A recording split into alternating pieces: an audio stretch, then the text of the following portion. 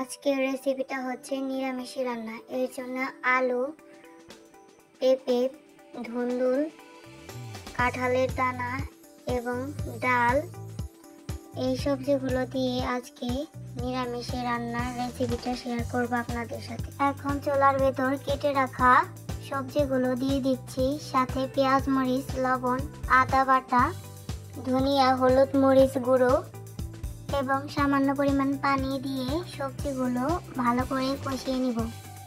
যে পর্যন্ত সবজিগুলো গলে না যায় ভালো করে কষাতেই হবে।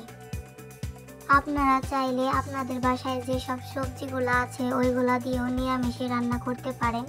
আমাদের বাসায় যে সব সবজি আসলো ওইগুলা দিয়ে আমি রান্না করে রেসিপিটা আপনাদের সাথে শেয়ার করলাম।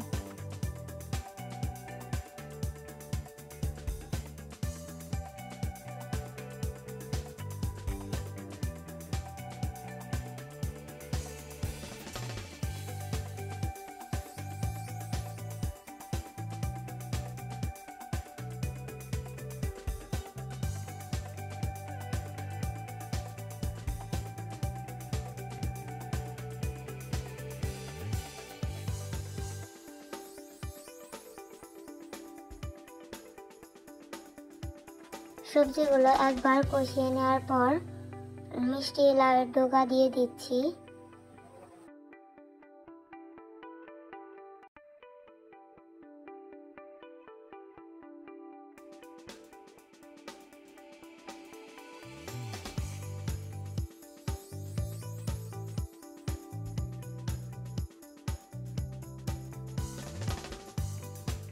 সবজিগুলো যে পর্যন্ত না গলে ভালো করে কষাতে হবে।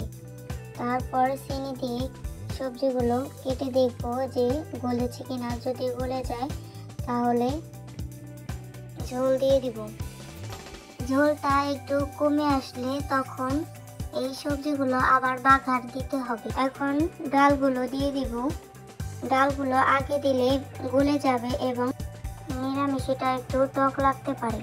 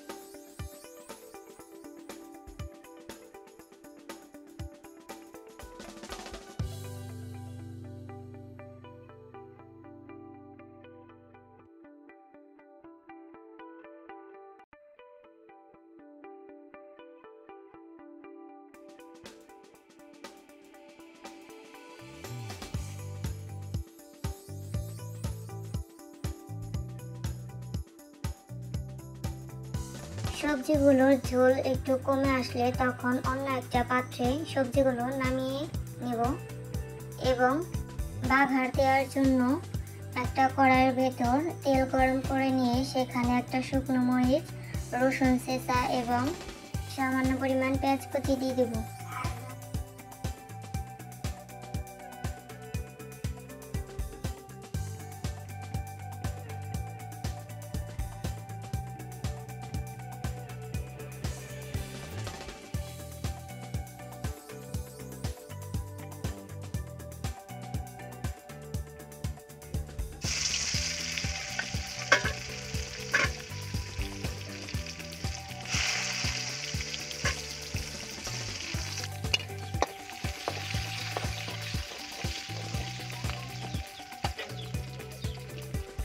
একটু বাদামি কালার হয়ে আসলে তখন সবজিগুলো এখানে ঢেলে দেব।